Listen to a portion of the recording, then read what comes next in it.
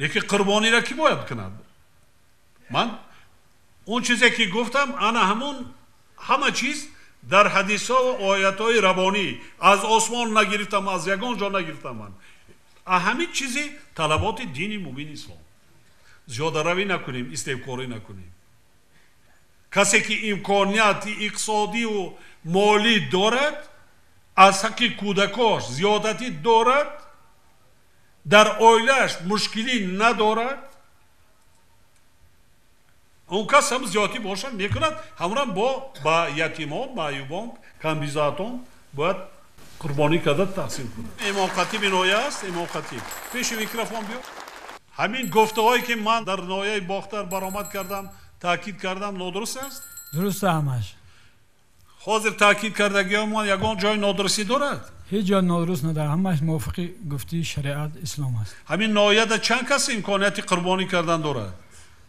یک 8-10% مردم امکانیت دارد. امکانیت دارد. با یتیما داریم، معیوبا داریم، کمبیزاتا داریم. هیچ نباشد کسالخانه داریم که اونجا مریضا هستن. مریضا آدمایی که وای هستن توابت میگیرن دیگر میرن اونجا میشه. الله میره داملا وای کنین، سروری کنین، فهمونین مردم. ما هر یک دیهات داریم، اوله کمبیزات داریم. یکی آدمایی کلانسال چون که اینجا قوت ندارد، کار کردن نمیتونه، نه مهنت کردن میتونه، نه دیگر. اونا را نگاه کنیم. بسیار کاری سواب میشه، بسیار کاری خیر میشه. اگر هر یک فردی که امکانیت دارد با دست خودش کند، بعد بینید چهره ای که اونی که یتیم است، معیوب است، مریض است، کمبیزات است، شما بینید که خودتون ثواب میگیرید. ثواب برای شما خودتون میگه، برای اونه خودتون. کاسه اعمال ترازو دا برمیکشن میگوین کو هر یک مرد مومن، هر یک فرد مومن و مسلمان در زندگیش کاری ثواب و خیر میکنه. در زندگیتون، در زندگیمون یک جدا آب میبریم، یک مکتب میسازیم، راه میکنیم، یک آدمی سریعتی کودک یتیم مسئله میکنیم، یک کمبیزات انمیجا در زندگی ما قدم دکار. بعد یک مردیم رفتیم اونجا بعد هم ترازده میکشن دیگه، بعد میم اون طرف حوالات به خدا کن. جواب سوال تا میگوی اون چیزی که برای مایت، برای مردگان میکنن غیر آیت قرآن دیگه یگان چی نمیرود. هیچی. دروازه محکم. آیت قرآن کسی که میخواند هر روز میخواند، هر روز 10 مرتبه میخواند، میبخشد، انا همون درک شده میشه دیگه. یگان چی نه گاو کشتن، نه شتر کشتن، نه آش پختن دادن، هیچ چیزی وای است. یا نادرست گفتم بابا؟ همش درسته. انا برای همین بسیار بسیار من خواهش میکنم که مردم دم شما هم راهنما باشید، فهمونین، راه درست فهمونین، زیاده روی نکنیم، اسراف کاری نکنیم. خب ناشکری عاقبت به بدبختی میآورد. ناشکری نکنیم. رزق ریزمون فراوان است. امسال گرمترین دنیا ده سال بود. سازمان ملل آن اعلان کرد که در دنیا در تاریخ انسانیت گرمترین سال در منطقه های دنیا خشکسالی، بی‌آبی، گرسنگی، میلیون ها میمرن از گرسنگی، بی‌آبی و دیگر. با شکرانه کردم مدعکر از این نعمتایی که خدای تعالی میگن که ما دست زحمت کشیده معیام میکنیم زیاده روی نکنیم. سلامت باشید. مردم از نام ما تبریک گو. تبریک نامه من این شب میرود، لیکن با شما مردمی نایه کوهستان مشهد تبریک کن. البته. سلامت باشی.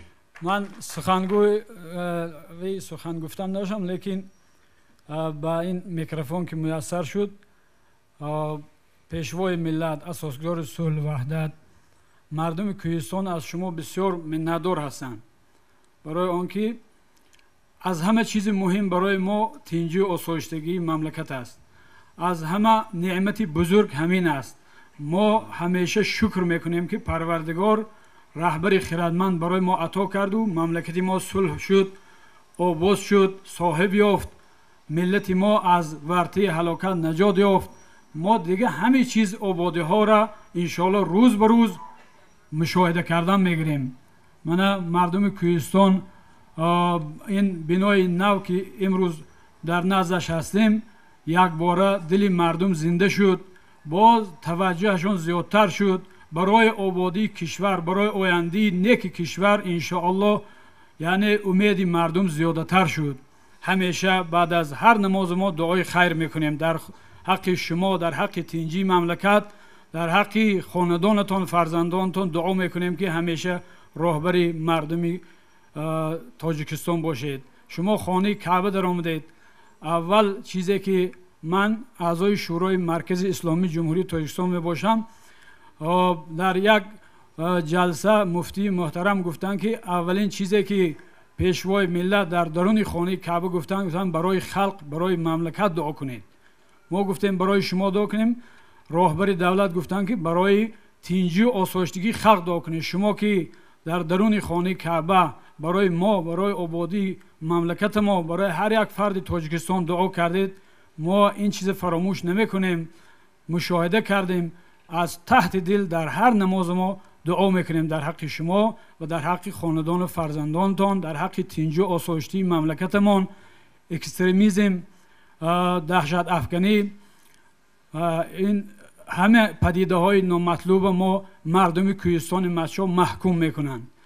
ما انشاءالله زیر سیاست خردمندانه و عدالت پیشه و رعیت پرورانی شما همیشه شکرگزاری همین دولت و همین مملکت و همین نعمت می باشیم. سلامت باشید بابای داماد، سلامت باشید. بار دیگر تکرار میکنم، شکرانه این سرزمین اجدادی، این خاک و بوم و این ملت سالار، شکرانه این وطن، تینجی و آرامی، وحدت ملی کنیتان. بینیتان دولت هایی که از لحاظ اقتصادی چقدر بقوت بودن امروز با خون و خاک آغوشه شدن، پارچه پارچه شده ایستادن. ما شما یک مراتب از سر گذرانیدیم. با امید خواجه های خارجیتان نشوید.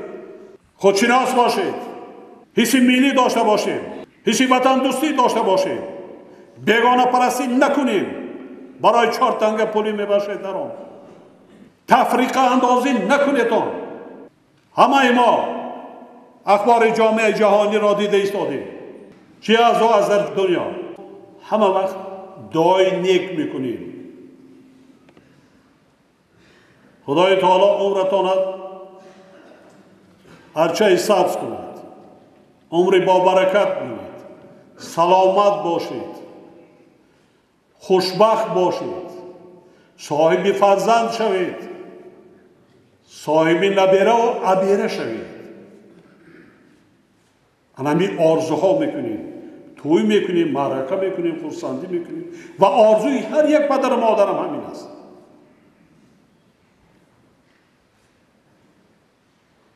لیکن بیایتان همین را در اصل کنیم.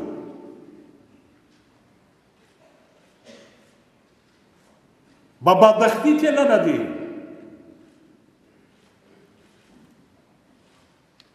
عاقبت چی می شود؟ 18,000 فرزندی که در مؤسسه های وی است نگاه داشته می شود. این وظیفه دولت از این زیاد در نزد پدر و مادران و عائله هایی که معیوب به دنیا فرزند میارند آیا خوشبخت می شوند؟ حیاتشان شور می شود، تلخ می شود.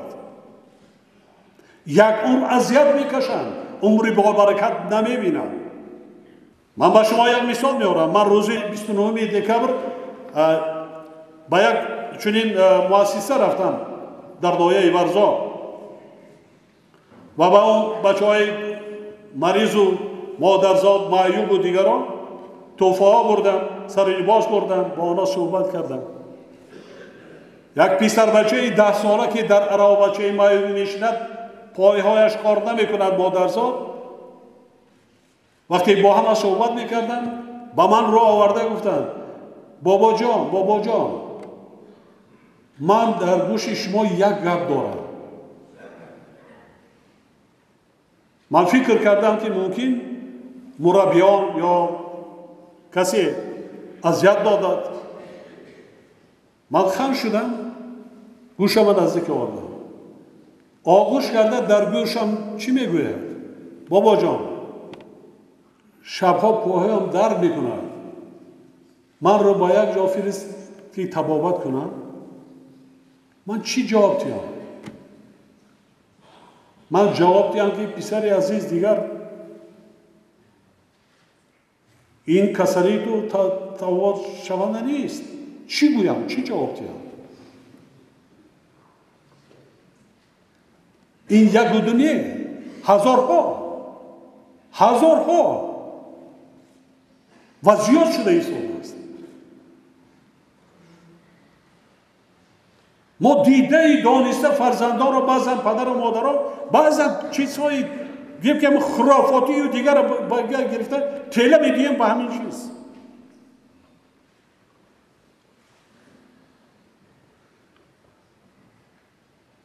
این پروبلم با مردم کار کرده بود. من در سفرهای زیاد داشتم، در یک کشور عربی بودم و صحبت داشتیم با یکی از اعضای حکومت دیگر صحبت داشتیم. آنها بسیار تاریخ دولت خود را به من نقل کرده دادند.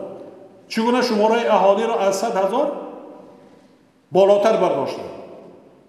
وقتی با یک دیگر در یک دولت که خانه‌دار شدن خویشاوندان نزدیک شد، ملت از بین رفت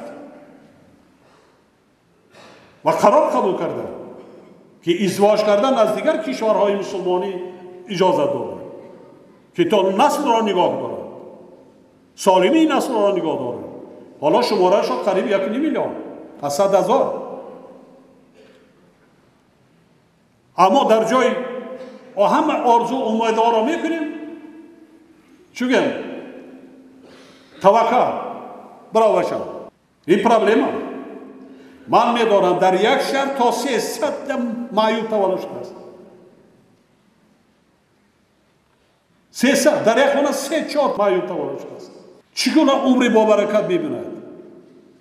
چگونه از جهت روحی روانی همه عائله خوشبخت میشود؟ پیش راهش گرفتن ممکن؟ پیش راه یگان جای مشکلی ندارد. راه درست انتخاب کردن هم ممکن. جوانان ناز میدونن. اکثریت ما پدر و مادرها گناهگار است.